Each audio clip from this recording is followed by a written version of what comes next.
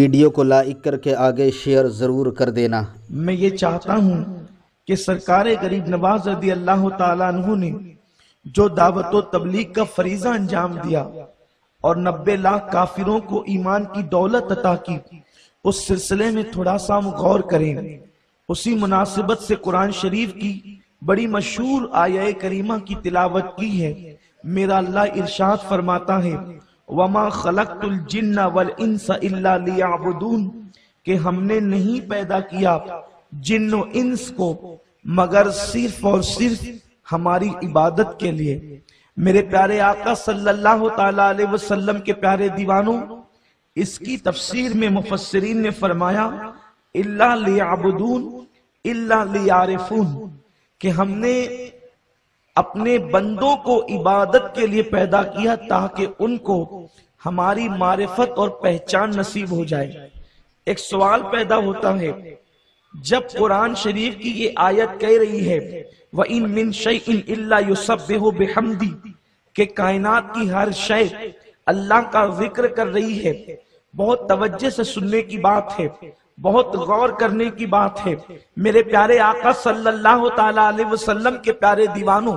کائنات کا ذرہ ذرہ، کائنات کا چپا چپا، کائنات کا پتا پتا، ستارے، بادل، آسمان، عرش، کرسی، شجر، حجر، درخت، دریا، سمندر، سب چیزیں اللہ کے ذکر میں مصروف ہے۔ بلکہ اللہ کے حبیب صلی اللہ علیہ وسلم نے یہاں تک فرمایا کہ جو زنجیر کے ہلنے سے آواز پیدا ہوتی ہے وہ بھی اللہ کا ذکر ہے، جو انسان کے گھروں کے اوپر چھتوں کے چٹکنے کی آواز آتی ہے وہ بھی اللہ کا ذکر ہے۔ بلکہ یہاں تک عرض کروں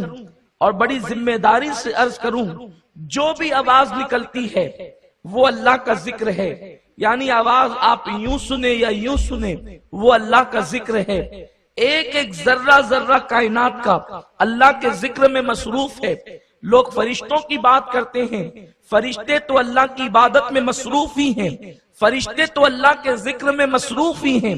لیکن کائنات کی کوئی شے ایسی نہیں بلکہ جن بتوں کی لوگ پوجا کرتے ہیں، اگر ان بتوں کے لیے لوگوں کے کان ہوتے تو وہ بھی سنتے کہ وہ بھی اللہ کا ذکر کر رہے ہیں، اور وہ ان پہ لعنت کرتے ہیں کہ لوگوں ہم تو اسے پوجتے ہیں اور تم غلطی سے ہمیں پوج رہے ہو۔ میرے آقا صلی اللہ علیہ وسلم کے دیوانوں، ہر شے اللہ کا ذکر کر رہی ہے، تو پھر اللہ نے انسان کو اپنی عبادت کے لیے کیوں پیدا فرمایا؟ اللہ اکبر۔ رکوع کرنے والے رکوع کر رہے ہیں، فرشتے تو رکوع میں ہیں ہی، لیکن جتنے چوپائے ہیں وہ سب رکوع کے اندر موجود ہیں۔ سجدہ کرنے والے فرشتے سجدے میں ہیں ہی، لیکن جو چوپائے رینگ کر چلتے ہیں وہ 24 گھنٹہ سجدے میں ہیں۔ اللہ اکبر۔ قیام کرنے والے فرشتے قیام تو کیے ہوئے ہیں، لیکن یہ جو درخت یا وہ جانور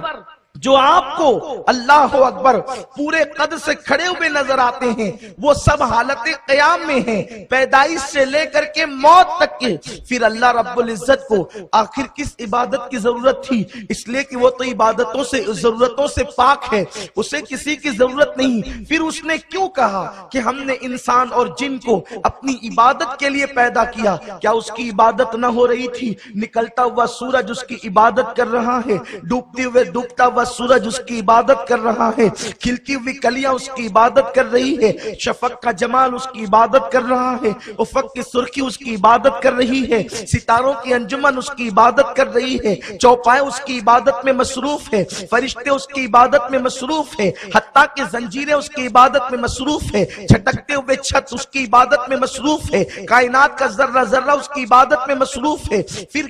کیوں اللہ نے انسان کو پیدا کیا اور کس عبادت کے لیے پیدا کیا؟ اور پھر ایک بات عرض کروں، اللہ ارشاد فرماتا ہے اِلَّا لِيَعْبُدُونَ، صرف عبادت کے لیے۔ اس اللہ پر ہم مرکز پر تھوڑا سا اشارہ دے آئے ہیں کہ جب اللہ آتا ہے صرف یعنی صرف اب کوئی دوسرا کام نہیں ہوگا، صرف عبادت ہوگی۔ میرے پیارے آقا صلی اللہ تعالیٰ علیہ وسلم کے پیارے دیوانوں، اس اللہ کو آپ یوں سمجھیں،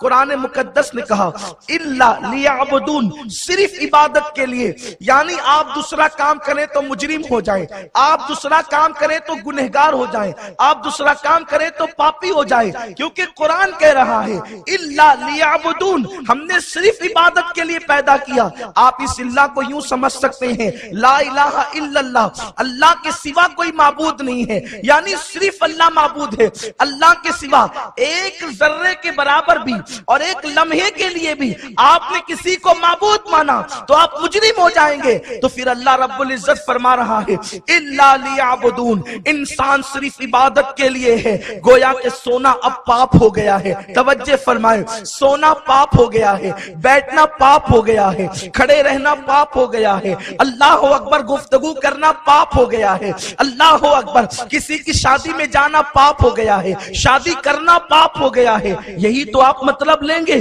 اس لیے کہ قرآن نے جو کہا اِلَّا لِيَعْبُدُونَ، ہم نے صرف عبادت کے لیے پیدا کیا۔ اگر تم عبادت صرف رکوع کو سمجھتے ہو تب نکاح کرنا پاپ ہوگا، اگر تم عبادت صرف قرآن کی تلاوت کو سمجھتے ہو تو پھر کھڑے رہنا، بیٹھنا، سونا، جاگنا یہ سب جرائم ہو جائیں گے۔ لیکن اللہ رب العزت نے جس عبادت کے لیے تجھے پیدا کیا وہ تو 24 گھنٹے کی عبادت ہے، لیکن تجھے پتا نہیں، انسان تجھے معلوم نہیں اللہ نے تجھے کیوں پیدا کیا اور کس عبادت کے لیے پیدا کیا۔ اگر عبادت کا مقصد صرف تیرے رکوع و سجود تھے تو تجھ سے بہتر سجود اور رکوع اللہ کے فرشتے کر رہے تھے کہ ان کے رکوع کے اندر نہ بیوی کا خیال تھا، نہ بچوں کا، نہ دکان کا خیال تھا، نہ مکان کا، ان کے دل و دماغ کے اندر کچھ نہیں تھے، بلکہ اللہ اکبر ہم اگر نماز پڑھتے بھی ہیں، جن کی بہت محترم اور مقدس نمازیں ہیں، ان کی نمازوں کے اندر مسائل پر گفتگو ہے، ان کی نمازوں کے اندر جو ہے وہ معاملات پر غور و خوض ہے، یہی ساری چیزیں تو ہیں۔ اسی لیے تو حجت الاسلام امام غزالی رحمت اللہ علیہ کے بھائی حضرت احمد غزالی ان کے پیچھے نماز نہیں پڑھتے تھے۔ ایک چھوٹا بھائی بڑے بھائی کے پیچھے نماز نہیں پڑھتا ہے، ماں سے بڑے بھائی نے شکایت کی امی میرا بھائی میرے پیچھے نماز نہیں پڑھتا، اس لیے کہ اللہ اکبر لوگ نماز پڑھتے ہیں یہ نہیں پڑھتا، لوگ سمجھیں گے جب سگا بھائی نماز نہیں پڑھتا تو یقیناً غزالی میں کوئی نہ کوئی نقص ہوگا، اور غزالی وہ ہے اللہ اکبر غزالی کا مرتبہ وہ ہے کہ جب شب معراج آقا تشریف لے گئے تو میرے آقا علیہ السلام کی بارگاہ میں روح غزالی کو پیش کیا گیا، میں اس کی طرف نہیں جاتا اس لیے کہ میں اپنے عنوان سے گفتگو کرنا چاہتا ہوں۔ میرے آقا صلی اللہ علیہ وسلم کے دیوانوں آپ اندازہ فرمائیں، غزالی وہ جس کی روح کو آسمانوں پر طلب کیا گیا، غزالی وہ جس کو حجت الاسلام کہا گیا، غزالی وہ جسے اللہ کی پہچان اور برہان اور دلیل کہا گیا اپنے دور کے اندر، لیکن سگا چھوٹا بھائی پیچھے نماز نہیں پڑھتا، ماں سے کہا ماں میرے پیچھے نماز نہیں پڑھتا، لوگ کیا کہیں گے کہ کوئی نقص ہوگا تبھی تو چھوٹا بھائی نماز نہیں پڑھتا۔ ایک دن ماں نے کہا بیٹے جاؤ نماز پڑھو، جیسے انہوں نے تحریمہ باندھی انہوں نے بھی باندھی،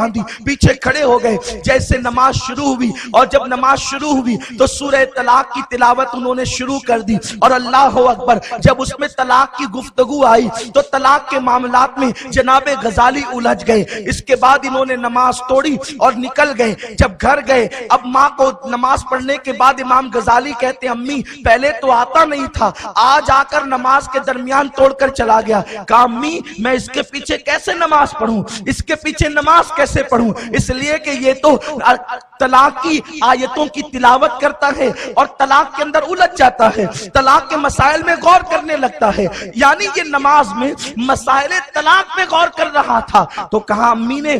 بیٹے کیا ہونا چاہیے تھا، کہا امی ہونا یہ چاہیے تھا جب نماز پڑھی جا رہی ہے اللہ کی تو سب سے ٹوٹ کر کے اللہ کا ہو جانا چاہیے، انت عبد اللہ کانک ترا فإن لم تکن ترا فإنہ یراک، کہ عبادت اس طرح کر کہ گویا تو خدا کو دیکھ رہا ہے۔ بلکہ بعض لوگوں کا حال تو یہ تھا یہ گویا کی قید ہٹ جاتی ہے اور پردے اٹھ جاتے ہیں اور وہاں گویا نہیں حقیقت میں مشاہدہ یار نصیب ہو جاتا ہے۔ اللہ اکبر، تو ماں یہ تو طلاق کے مسائل میں الجھا تھا، اللہ کی یاد میں نہ تھا، اس لیے میں نے نماز توڑ دی۔ ماں نے کہا دونوں بیٹے ناکام ہے، کوئی کام کے بیٹے نہیں ہے، اتنے بڑے بیٹے اتنے عظیم ہیں کہ بڑا بھائی مصلی پہ کیا سوچ رہا ہے چھوٹے بھائی کو خبر ہے، لیکن اس کے بعد ماں کہتی ہے دونوں دونوں میرے کام کے نہ نکلے، دونوں دنیا دار نکلے۔ کہا ماں وہ کیسے؟ کہا بیٹا وہ تو طلاق میں الجھاتا اور تو اس میں الجھاتا، تو خدا کی بارگاہ میں کب تھا؟ میرے آقا علیہ الصلوۃ والتسلیم کے پیارے دیوانوں،